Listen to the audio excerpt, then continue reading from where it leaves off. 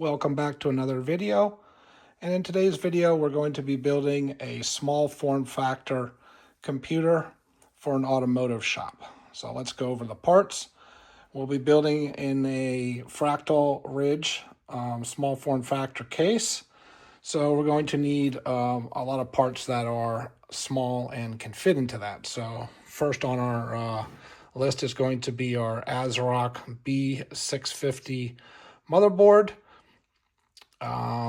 That's AMD, and to go along with that, we're going to pair it with a Ryzen 5 8500G chip and two low profile G-Skill sticks of RAM for AMD. And then on top of that board, we're going to be putting our Noctua low profile cooler, because it will sit out in a garage bay that can get very hot during the summer months. So we're going to have some good cooling on that. And then we're going to put in a Samsung SSD 1 terabyte for the operating system and whatever programs they need to have on it. We also have a Corsair power supply, small form factor. We have a giant 32-inch curved Dell monitor for display. And then the automotive shop is going to require a TP-Link 1 gig 4-port. They are running a 10100 port right now, so this will be a nice upgrade for their system. So let's get these parts unpacked and get to building. All right, so we have everything unpacked. We have our case sitting right here. Now this has to be obviously taken apart so I can get into it. But it's all steel, very nice construction. So I gotta get into that. And then our little motherboard sitting right here. And then I have all my parts lined up.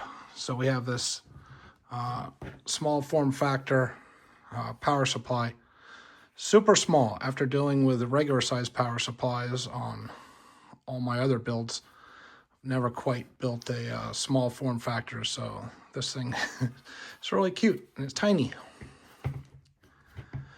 All right, so sitting behind that, we have our chip, we have our hard drive, our RAM is sitting there, and then we have our cooler. Noctua makes really nice coolers, so we have that ready to go.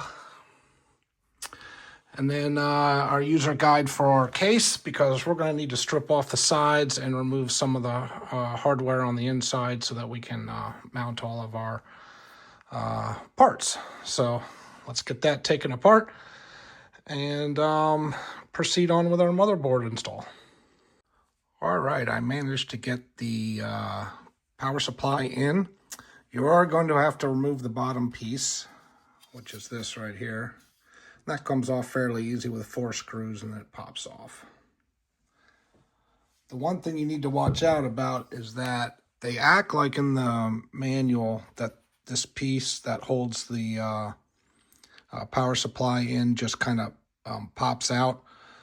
It does not. You have to undo the 4 screws, 2 on the front, and then there's 2 on the back that you have to do. If you look on the manual, they don't say anything about the screws until a further page, but if you look here, it does show that the screws have been removed. So that threw me for a loop for a couple minutes. But it's in there. You also have to unscrew this, and then you can run it underneath. You can run it underneath and plug it in. And then it's really long, so you're going to have to really snake it in there when you go to screw it back onto the case. But fairly easy to get this in. I do have the chipset and the motherboard wires attached already. I don't think I'm going to need much more than that. So we're looking pretty good. I also removed the center piece. I think it goes like that. The center strut for support. And I'm not running a graphics card, so I took off the riser plate. Don't need that. And then that gives you more room to run wires. Wait a minute, hold on. Yeah, like that. So that gives you more room to run wires from left to right. Alrighty, now on to getting our motherboard prepped. Be back in a couple. Okay, we're back with our first steps on our motherboard install. So I have the chipset already installed, and I put thermal paste on it, so that's ready to go. Before I got the cooler on, though, I wanted to get the SSD in, and I had to look up in the manual, but obviously the only place I can put an SSD is right here on the left side. So I took that off. We have our SSD ready to go in. And the one thing you want to make sure you do is pull the tape off from the underside here. So don't forget that, as I almost did. All right, next step after we get the SSD in, we're going to put our cooler on. So I'll be back in a couple minutes. All right, a little quick update. Looks like Noctua sends out 2 screws, so you have to be very careful. These long screws are not the ones you want. You want the smaller screws that have the Allen key head on them to be used with the included Allen key. And then they're going to go right here from the back side. 1, 2, 3, 4.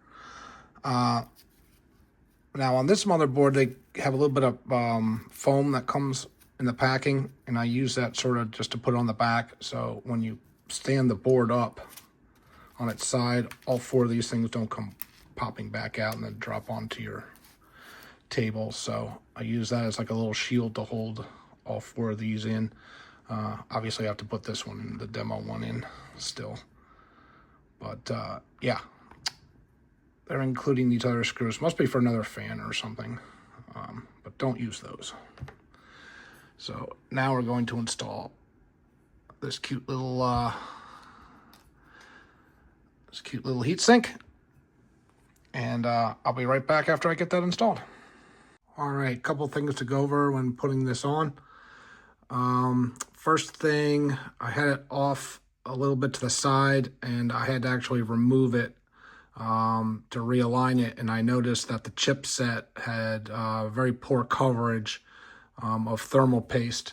So I took a little spoon like thing that comes in the MX4 thermal paste, and spread it all over the chip so I had nice even coverage, and then I put the cooler back on again and secured it down. So I'm glad that I did that, because it had about 3 or 4 spots that were totally not covered in thermal paste. So watch that when you install. And this stuff's really good, so you can just nice and evenly put it across the chipset. All right, so we got that on. Next is RAM, and that'll be it. We'll be ready to install it. So let's get the RAM installed. All right, we have our RAM installed. Looks really good. I like the all black aesthetics. So let's go ahead and get this installed. Be back in a minute. All right, we got the motherboard in. Now there's only 4 screws. Not like an ATX board where you got to put in like 8 or so, and you got to find the standoff and all that. None of that on this, just 4 screws, put it in, and we're ready to go. Now the funny thing is that this board is actually upside down. So if you look at the plate here, these should be on the bottom. But because we're inverted, it's everything's upside down, which is fine. Not a big deal, but I thought that was kind of amusing. All right, now the fun part. Let's get everything wired up. All right, Give me a little bit of time. We'll come back with this thing all wired up. All right, I had to come back on real quick and go over something that was amusing while I was setting up the board here. When you do your front I/O plugins to the motherboard, usually you look in your manual and you go, okay, well, there's the switch and there's the power LED light and whatever else you need to plug in, right? But this board is upside down, so you're going to have to read it this way. So that makes things more fun.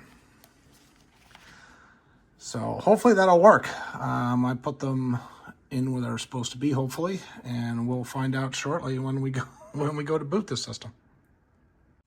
All right, we got everything plugged in and buttoned up.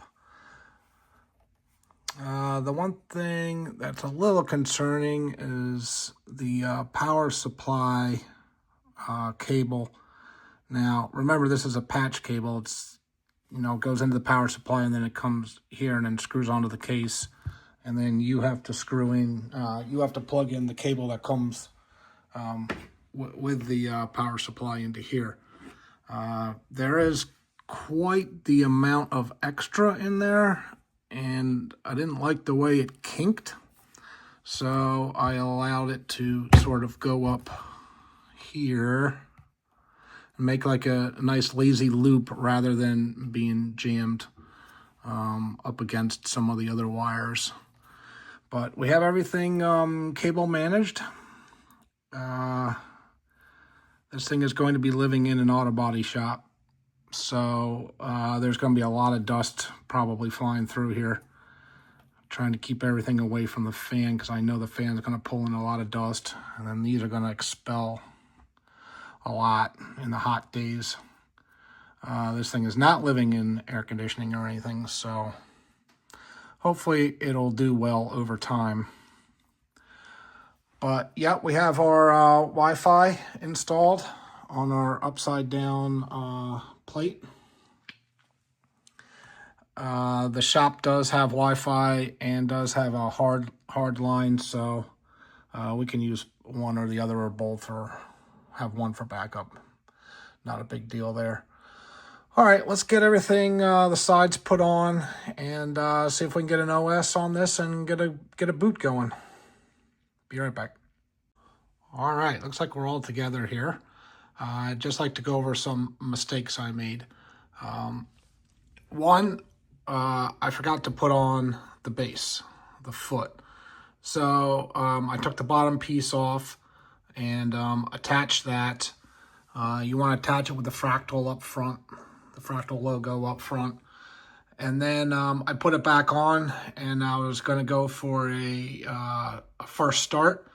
And then I realized that the power supply is not on. Well, it's not like you can reach the on-off switch easily at all because it's like right under here. So I had to take this whole piece back off again and reach up underneath and flick the power supply on-off button. So when you put yours together, make sure you proactively turn that on. So let's press the button and see if this thing fires up.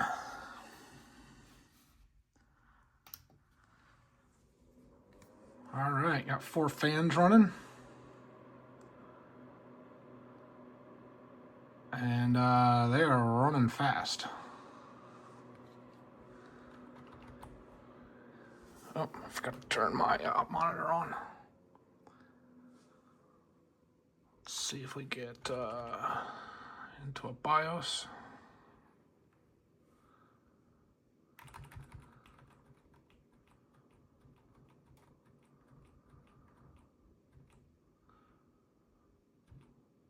Maybe we missed the BIOS.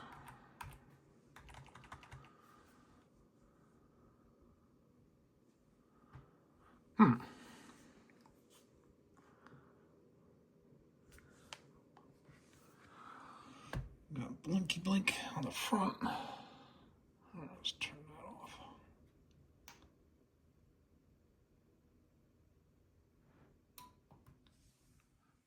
All right, let's try this again.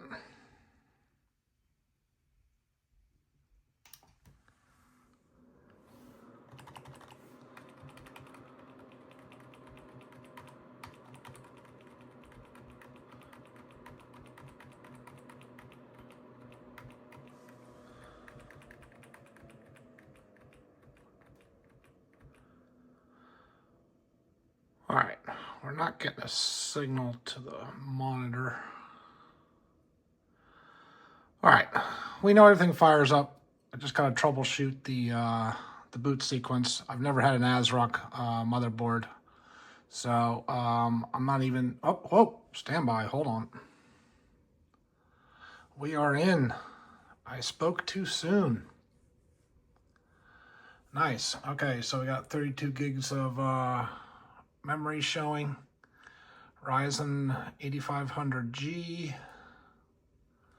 Nice. All right.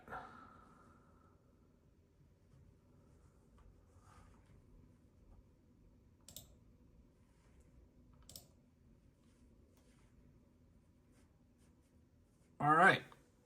I got my Windows 11 Pro disc here and my DVD. So let's get an image on. I'll be back in a little bit.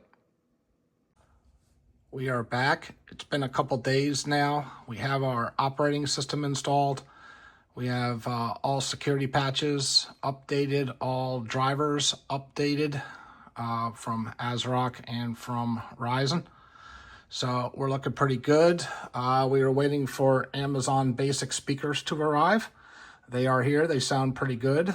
They're going to need a little bit of sound on location at this auto repair shop. So the Amazon speakers are perfect. These are the plug-in ones. They go in the wall, so they do have a little bit of oomph to them. So they should do very well. And they're a little on the heavy side, which is good. They're not going to like blow around in the wind. Very well made. They sound a little high-end tinny. Not much of a bass kick, but then again, for 30 bucks, what do you want? So they'll do perfectly. Machine is all put together and finalized. Looking good. I found this old keyboard, small keyboard. It's a clicky old keyboard that I'll never ever use. It'll work great out there. It's not very long. It's almost like a 10 keyless size. We don't have much space for a keyboard on location, so this will do well. Got a regular Dell mouse. They'll be working on cars, like oil changes, and then coming over and touching the keyboard, so they don't need anything new or outstanding for that. So next is to pack everything up, and we're going to go out and install everything. So our next video will be on location with everything installed. So I'll see you guys in the next segment. All right, we are at the automotive store or service station, and we are going to get rid of this and install our new computer setup. So let's get busy. All right, we have everything installed. We have the computer sitting up here in the back. We have our mouse and keyboard, Bose audio system. That was from the front computer. We moved the Amazon Basics ones up front and using these back here because they're a little bit bigger, and the other ones are smaller and fit nicely on the desk. And then we have a new switch in the back here, power backup, and we are ready to go. Hopefully it'll have years and years of service.